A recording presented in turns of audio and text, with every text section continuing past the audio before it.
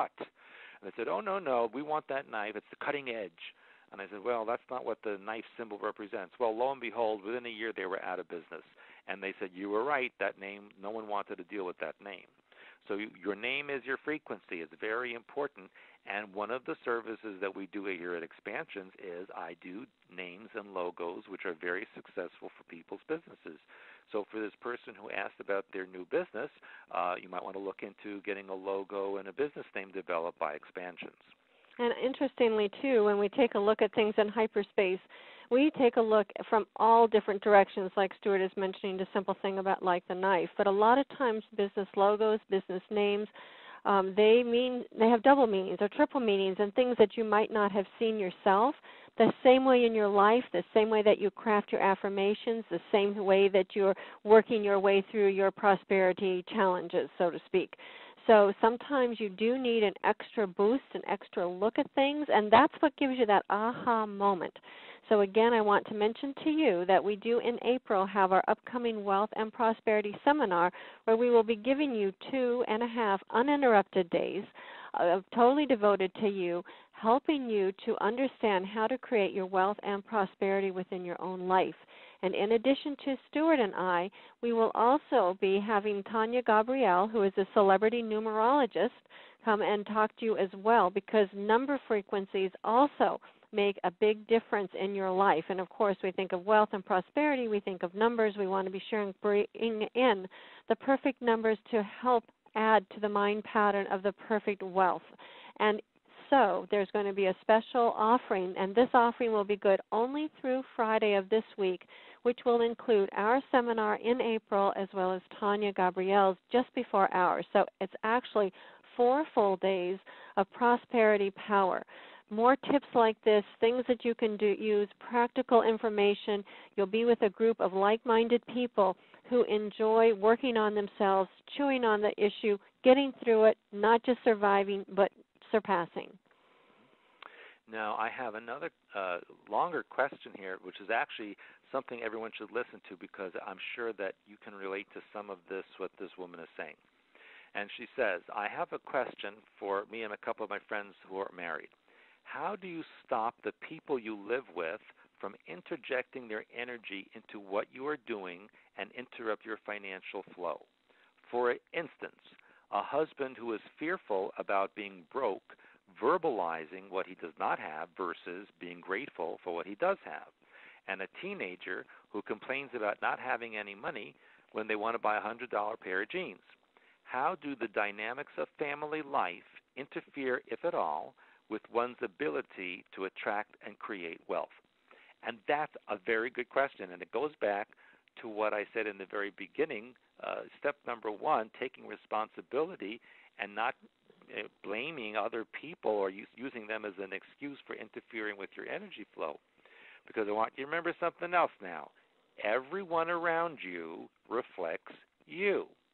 Even if you don't care for their attitude, it is a reflection of you. So if you are experiencing this so-called interference or interruption in your financial flow, you need to look within yourself to see where you are projecting out lack in life or making excuses for what you don't have or can't get. And that then is reflected back to you by these other people who have these fears and these issues about not having money. So, yes, unfortunately, it's not what you want to hear, but all the people around you are a reflection of you, whether you like it or not. So you need to take a look at that, and it goes back again to doing your release work, your God mind within, your growing up the child within, oversoul work. And again, I'm going to mention deprogramming, because there is a lot of electromagnetic or ELF and microwave out there which is purposely bombarding people with the idea of being less than or having lack. And that's being done on purpose to keep you in a slave mentality, as Janet mentioned earlier.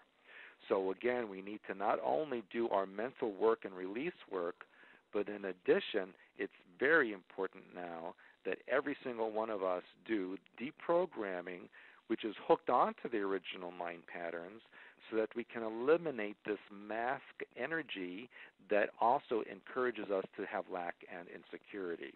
That's very important. Jan, you have anything to add to that? Well, I think that's a great point. And besides that, I think the issue, too, with a lot of the ELF that's being bombarded toward people, it is directing them to look outside of themselves. And so it's much easier to point the finger at someone else. And what I like to say is if that's what it is, then you're not ready yet for wealth and prosperity, because these are your blocks.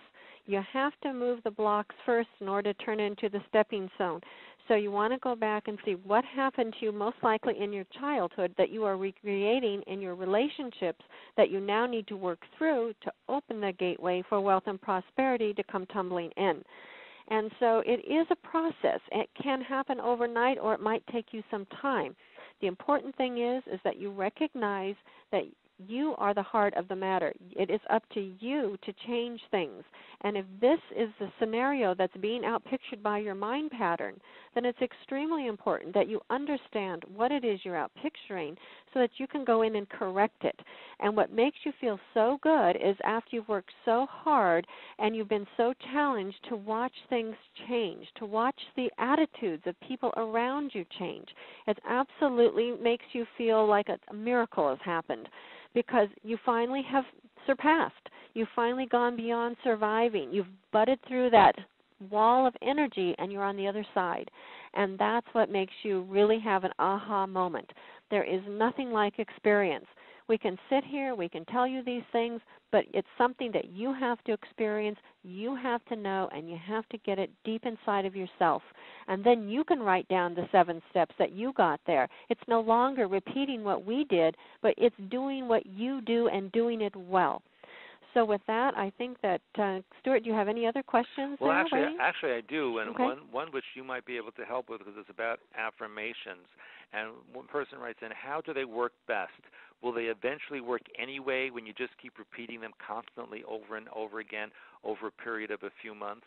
You know, how people do ask about these affirmations. How do you use them properly? Well, the basic thing is you want to be very aware of the words that come out of your mouth, because words are archetype, tone, and yes, they have color as well. So in the beginning, we do need to repeat them because we are resetting the mind. We are actually rewiring the neural network of the brain, because every time you think, there is an electrical impulse that goes through the brain.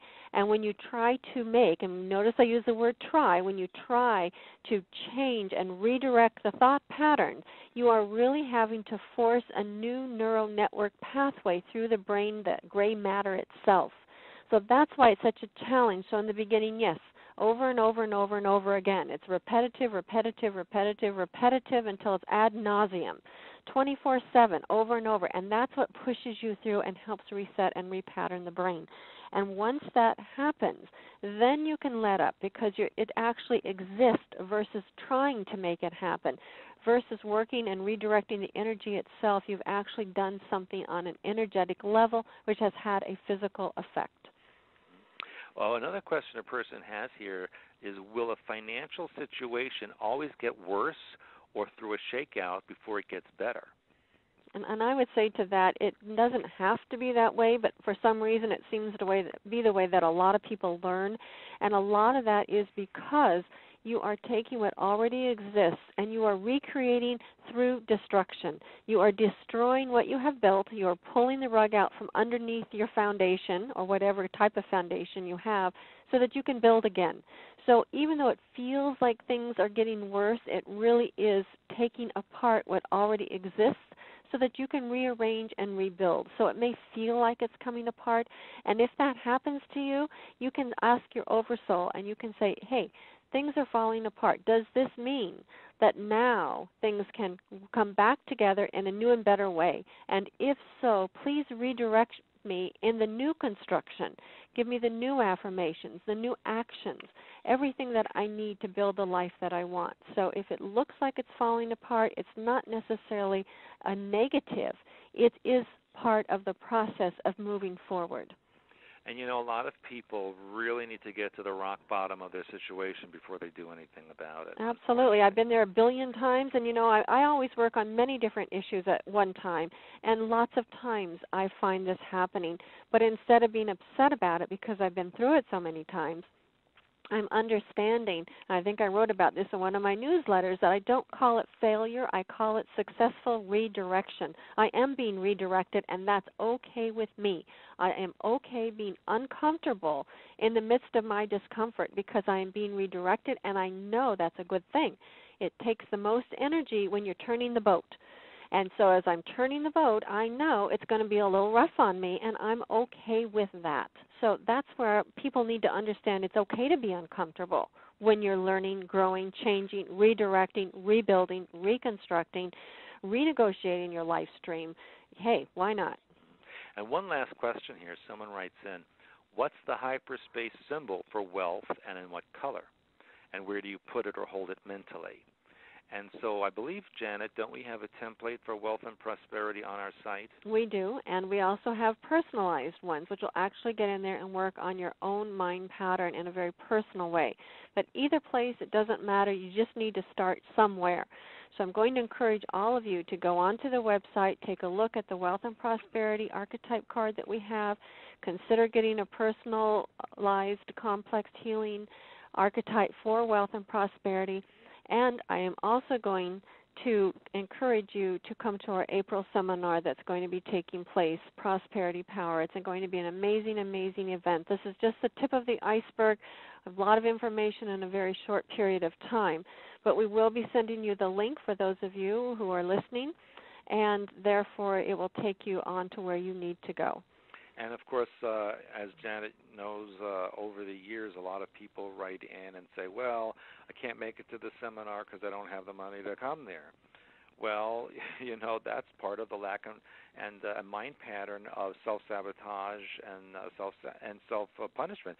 Because, you know, the same people who say that will go out and splurge money on alcohol or cigarettes or a big dinner out somewhere, and they spend more money on junk than they would have on a seminar that would have helped them to make themselves wealthy and prosperous in every way. Well, what you have to do a lot of times, too, is you have to break out and make a statement to yourself and take that leap of faith. I have done that many times, and I probably will continue to do that.